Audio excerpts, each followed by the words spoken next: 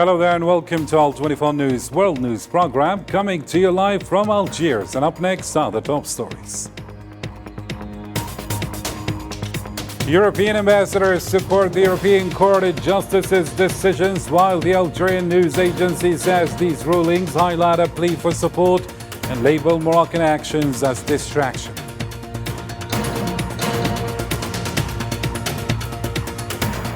The president of the Sahrawi people calls the European Court of Justice's ruling a victory and urges the EU to implement it, asserting that self-determination and independence are crucial for resolving the Western Sahara conflict.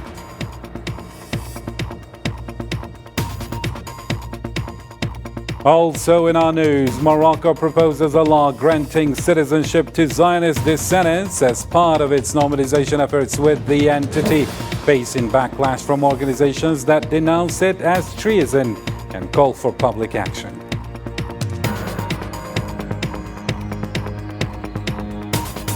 And later on in our news, Zionist shelling in Jabalia has killed 41 Palestinians with over 200,000 lives endangered. The World Food Programme has closed its points while fuel shortages cripple hospitals and relief efforts in northern Gaza. Stay tuned for the details shortly.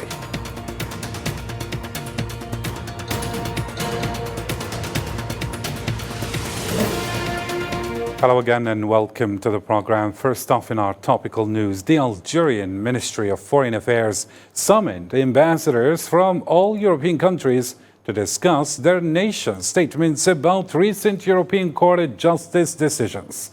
Most ambassadors reassured Algeria that these statements don't reflect opposition to the court's rulings, contrary to claims made by the Moroccan Makhzen regime. They emphasized their commitment to the rule of law and to honoring the court's decisions. Some ambassadors even expressed surprise at the European Commission's statement, which seemed to prioritize the law of the contracting parties over the court's rulings. A reliable source at the Ministry of Foreign Affairs confirmed that European ambassadors were summoned to the ministry to clarify statements made by their respective countries. The majority of the ambassadors emphasized that these statements did not reflect any opposition to the court's decisions or suggest a future disregard for them, contrary to claims made by the Moroccan regime. They reiterated that their countries operate under the rule of law and will respect the European Court's rulings. Some ambassadors also expressed surprise at the European Commission's statement, which seemed to prioritize contractual agreements over the court's authority. And in this context, the Algerian news agency reported that Morocco attempted to spin statements from several countries as outright rejection of the European Court's decisions. The agency emphasized further the importance of distinguishing between the stance of the European Commission and those of France and Spain, as well as other European nations. In response to the significant impact of the European Court of Justice's rulings, Morocco launched a diplomatic campaign across European countries, seeking support and trying to portray these countries' statements as outright rejection of the court's decisions. However, a closer analysis reveals that these statements differ significantly. It is important to distinguish between the European Commission's position, which acknowledged the rulings based on the principle of contractual obligation, and the stances of France and Spain, which aligned with their pro-Moroccan tendencies, marking a shift in their views on Western Sahara. Meanwhile, statements from other European countries praised the Euro-Moroccan partnership without providing clear explanations or justifications. Brahim Ghali, the president of the Sahrawi Arab Democratic Republic, hailed the European Court of Justice's decision to annul agreements between the EU and Morocco as a victory for the Sahrawi people. In his speech marking the 49th anniversary of national unity, he noted that the ruling was a significant blow to the Makhzen regime, causing confusion and prompting it to resort to denial and public criticism of the European Court.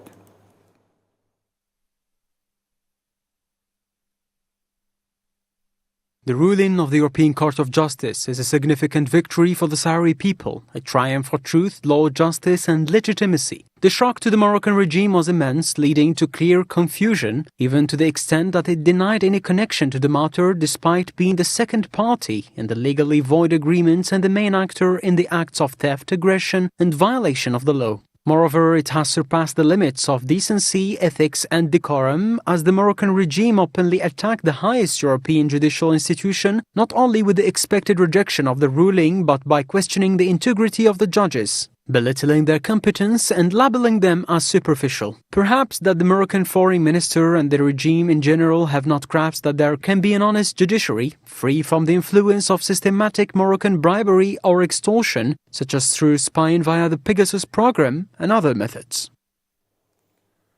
The President of the Sahrawi Republic urged further the European Union to fully adhere to the ruling of its judicial institution.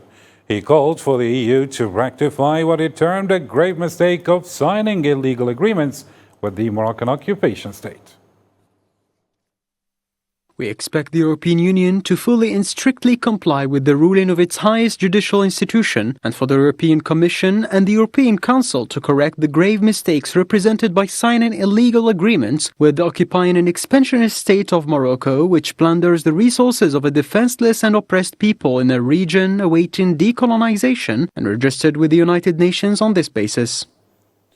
For his part, Sidi Mohammed Amar, the Polisario Front representative at the United Nations and coordinator with MINURSO, emphasized that the International Court of Justice's advisory opinion affirms the people's sovereignty over their land and their undeniable right to self-determination. Speaking at a symposium during the Fourth Committee's discussions, he argued that the court's opinions provide the legal basis needed to advance the decolonization process of Western Sahara. Y siempre procuró the Geneva Conventions with Morocco. Today we remember the camp of Gdemizik, the symbol of pacific resistance against Moroccan occupation, but also we remember the Sahrawi political prisoners, including the Gdemizik group, who continue to languish in Moroccan prisons. The advisory opinion of the International Court of Justice of the 16th of October 1975 is a key source for the legal grounding of the right to self-determination of colonial peoples. Sidi Mohammed Amar, the Polisario Front representative at the United Nations and coordinator with MINURSO, affirmed also that the International Court of Justice emphasized the importance of allowing the Sahrawi people to express themselves freely and genuinely without any foreign interference. In the advisory opinion of the International Court of Justice, which is, by the way, the main judicial organ of the United Nations, affirmed two fundamental facts. The first is that Western Sahara was not a land belonging to no one. It was not terra nullius at the moment of its colonization by Spain, because it was inhabited by groups with their own a social and political organization and with chiefs competent to represent them. International solidarity activists held a conference at the UN General Assembly reaffirming support for the Sahrawi people's right to self-determination and independence. They highlighted the recent European Court of Justice ruling as a historic turning point in protecting Sahrawi natural resources.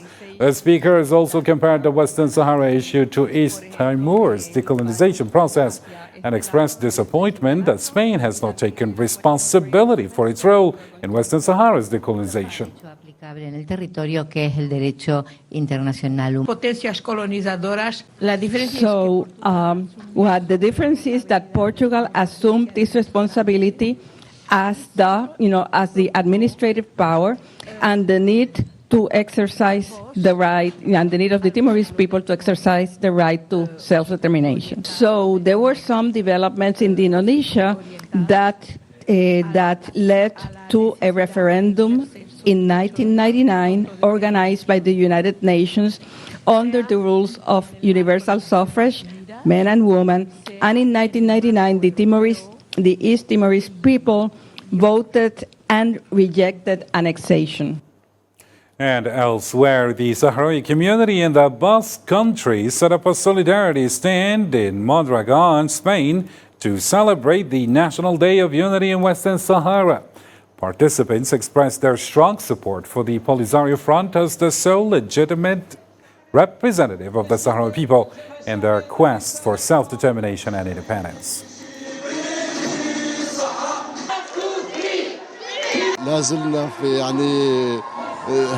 We are still engaged in this struggle, and we are employing all its methods. Today we are celebrating national unity. 49 years have passed since we began commemorating this day, the anniversary of the unification of the Sahrawi people under the banner of the Popular Front of the Liberation of Sagi al-Hamra and Wa'ad al-Dahab. We celebrate it everywhere, and part of the Sahrawi people are here today in the Basque Country, continuing to commemorate this struggle. The Basque Country is highly sympathetic to the Sahrawi cause. It is also home to many members of the Sahrawi community associations in Europe, with the majority of them residing here in the Basque Country. There are around 18 Sahrawi associations, in addition to individuals who are not affiliated with any associations. The goal is to embody National Unity Day through a joint celebration among all the associations, where names and titles fade, leaving only the name of the Sahrawi community under the Polisario Front. This is the best and most significant message we can send on the eve of the 49th anniversary of national unity. Similarly, Ali Mohammed Salem, Secretary General of the World Youth Forum, affirmed solidarity with the Sahrawi people at the 3rd World Youth Forum in Bilbao, Spain. He emphasized the need for international youth cooperation to support their quest for freedom and independence and to raise awareness about their suffering. The Basque Regional Government's Minister of Youth also highlighted the importance of the Sahrawi issue amid regional geopolitical challenges, urging continued support for their legitimate struggle. This forum came about under difficult organizational circumstances on one hand, but also in celebratory circumstances, as the Sahrawi people are celebrating the European Court's decision regarding the fisheries agreement and resources. So the difficult conditions in which we are holding this forum are related to the burden of occupation and the scattered state of Sahrawi youth, between exile and hope, between the burden of occupation, refugee camps and dignity. I am very proud of myself because I represent Algeria in its steadfast positions and its unwavering support for just humanitarian causes within the framework of international legitimacy and in the context of supporting humanitarian issues. We came to listen and learn about the Sahrawi people, and I will take what I've learned in these 2 days to conduct workshops and try to raise awareness among German youth about the Sahrawi cause and the Sahrawi youth. The Moroccan House of Representatives is considering a draft law granting citizenship to the children and grandchildren of Zionists, furthering normalization with the entity. This comes as the Makhzen regime strips hundreds of Moroccans of their property to facilitate Jewish claims to economic rights. Here is Yassine Erikti with the report now. Regardless of the escalating Zionist offensive in the Middle East and the atrocious crimes committed by the entity, particularly in Gaza and Lebanon, the Moroccan regime continues to turn a blind eye to just causes and keeps on pushing forward, deepening Zionist ties. This time by issuing a draft law that could grant citizenship to Zionist descendants. This proposal is currently being discussed in the House of Representatives. Moroccan Jews in this law means Jews registered in the records and statistics of public institutions and the records and statistics of temples and prayer halls for Moroccan Jews in Morocco or abroad. Moroccan citizenship is granted pursuant to this law to all Moroccan Jews who have previously renounced Moroccan citizenship and to all children and grandchildren of Moroccan Jews.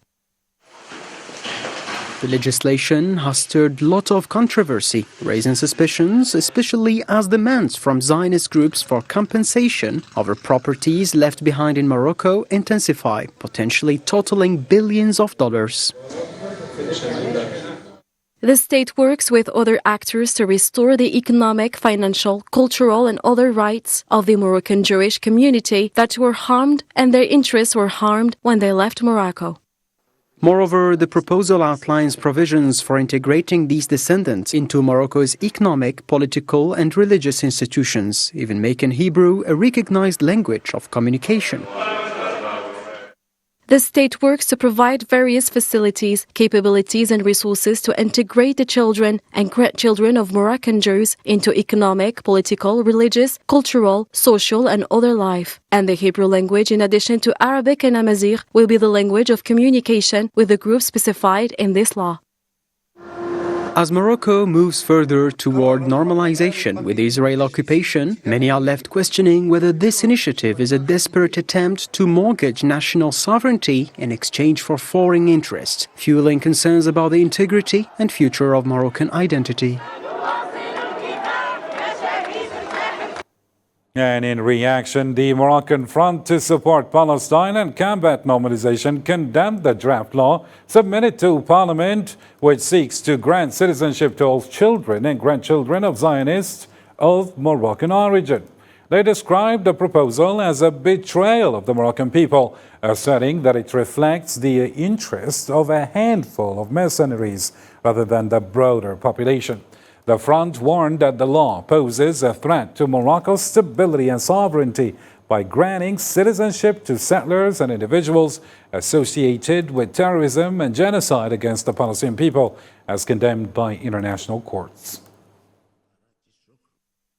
We strongly condemn this treacherous act against the Moroccan people. This petition represents only a handful of mercenaries hired by the Zionists and their agents. It also poses a danger to the stability and independence of Morocco's sovereignty, as it would grant citizenship to settlers, criminals, and recruits in forces known for their terrorism, crimes, and genocide against the Palestinian people, condemned by international courts.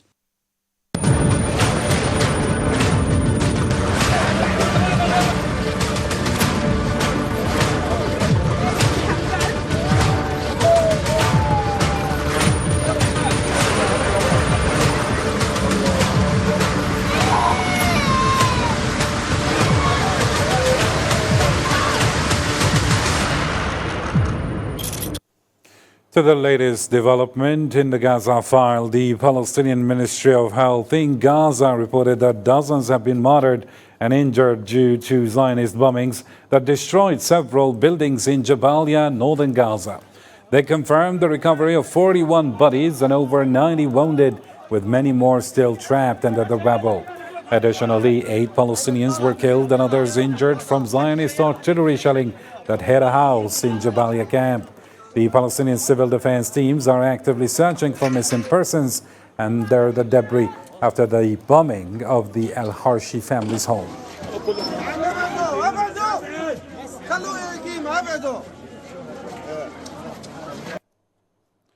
And in reaction, Hamas stated on Saturday that the recent Zionist massacres in Jabalia, northern Gaza, are just intended to punish the Palestinian people for their resilience and rejection of displacement. In a statement on their official account, they described the attack in Jabalia, al-Balad, which resulted in numerous deaths and injuries, as an act of revenge against defenseless civilians following the failure of Zionist forces to subdue the resistance and the steadfastness of Palestinians in the area.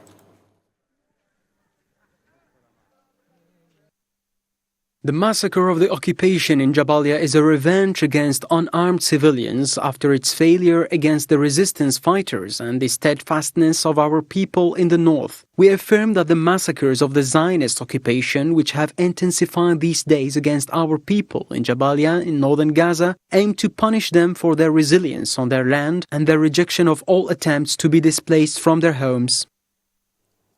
The Palestinian civil defense in Gaza has warned that over 200,000 Palestinians in Jabalia face imminent threats from bombing, hunger, and thirst due to a week-long Zionist siege.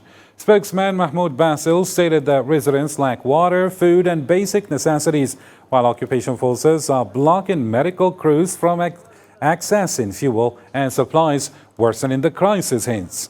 For his part, the UN's deputy spokesperson Farhan Haq noted that aid to Gaza has plummeted, with no food rations distributed this month because of restrictions on relief supplies. Meanwhile, the World Food Programme reported that the ongoing siege has a catastrophic impact on food security.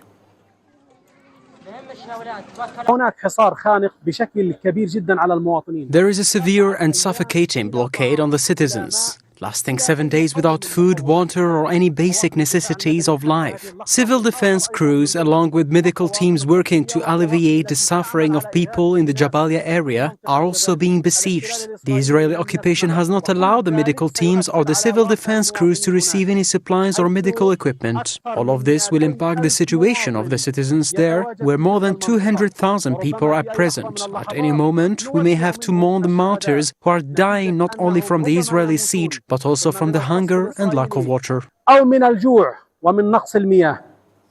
The Gaza Ministry of Health, meanwhile, urgently called for fuel supplies to hospitals in northern Gaza to save the wounded and the sick, as well as ambulances, or as all ambulances in the area have ceased operations due to fuel shortages amid ongoing Zionist ground attacks and a tight siege. Meanwhile, the World Health Organization emphasized the need to protect civilians and healthcare services, with Representative Rick Pepperkin expressing concern over evacuation orders impacting Kamal Udwan, Al Auda, and Indonesian hospitals.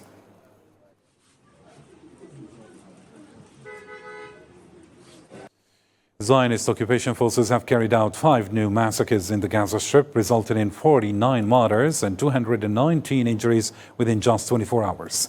The Palestinian Ministry of Health announced on Saturday that the death toll from the ongoing aggression since October 7th of last year has risen to 42,175, with 98,336 wounded.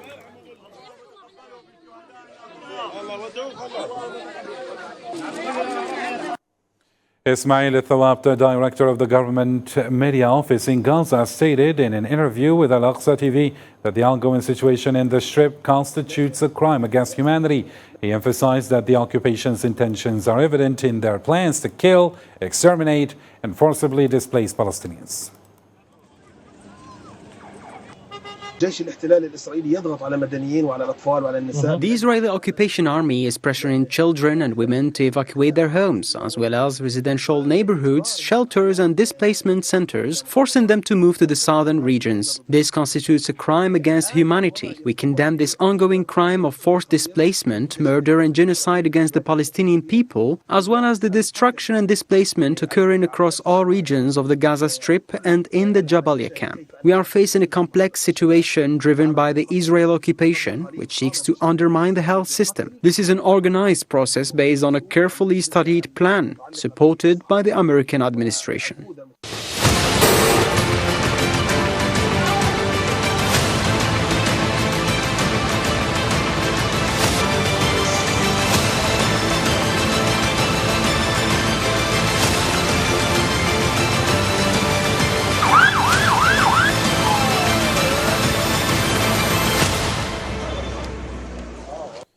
Now to the developments in Lebanon. The Lebanese Ministry of Health reported that 26 Lebanese were martyred and 144 others injured due to Zionist bombings in the past 24 hours.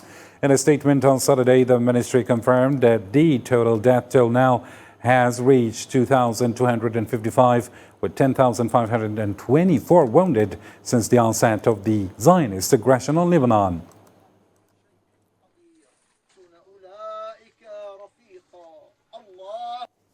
Similarly, 5 Lebanese were martyred and 14 others were injured in a Zionist raid on the town of Al-Ma'sara, located in eastern southern Lebanon.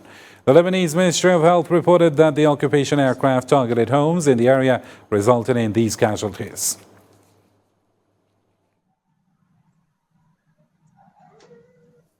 On Saturday, Zionist occupation forces reiterated their request for residents on the southern side not to return to their homes until further notice. They announced plans to continue bombarding border villages adjacent to the occupied Palestinian territories.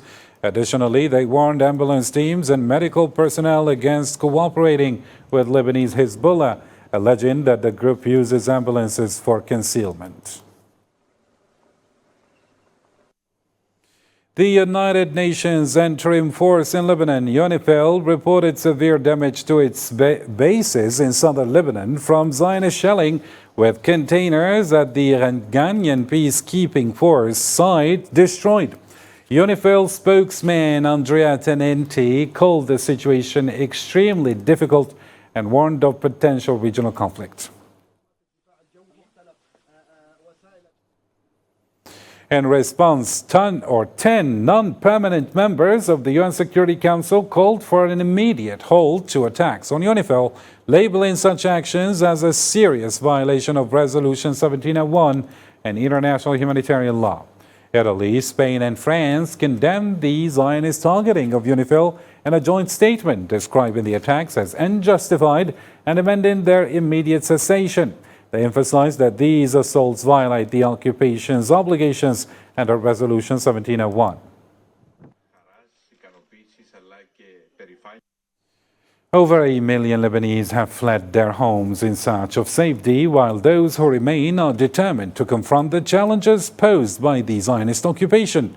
Despite the ongoing bombings, the agricultural market of Souq al-Tayyib in Beirut continues to operate, with locals sharing their stories.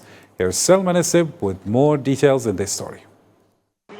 The women here at this kitchen are preparing Manouche Lebanese flatbread, while vendors are enthusiastically showcasing their local products. The atmosphere here at Souq al-Tayyib Farmers Agricultural Market is unaffected by the Zionist assault. Yet, according to Christine Coetzee, one of the market's managing partners, the market is now less than half of its usual capacity.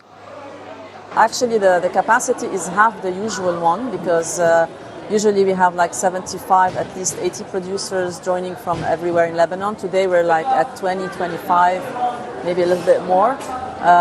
Many of them are in war zones or cannot attend or even cannot access their production. So, most of the production is south or Bekaa, which are heavily now under war. The vendors here are determined to continue their economic activity despite all the adversities. Such remarkable courage to keep on sustaining their families and providing essential services for their customers and fellow citizens despite the aggression. Definitely the conflict affected us. Here in Lebanon, we have ups and downs, but we remain steadfast. No one stops us. I'm not thinking of traveling and leaving. Even though my parents tried to push me several times, they told me to go and take my child. But no way, we're staying here. The market has also expanded a makeshift soup kitchen to prepare meals for displaced Lebanese now settled in Beirut. We used to prepare 1,500 meals for the people who are in need, like displaced Syrians. We worked with organizations from the Lebanese Food Bank to Beit al-Baraka. There were different organizations that we provided these 1,500 meals that we cooked for. But when the war started, the number of meals bumped up to 4,500 meals. Meanwhile, the brutal Zionist assault continues targeting not only vital infrastructure, but innocent people as well. Up to now, the conflict has displaced more than 1.2 million people, yet some brave citizens chose to remain and defend what belongs to them. And with this, we wrap up our news program for tonight. Thank you for watching. Until next time, do take care.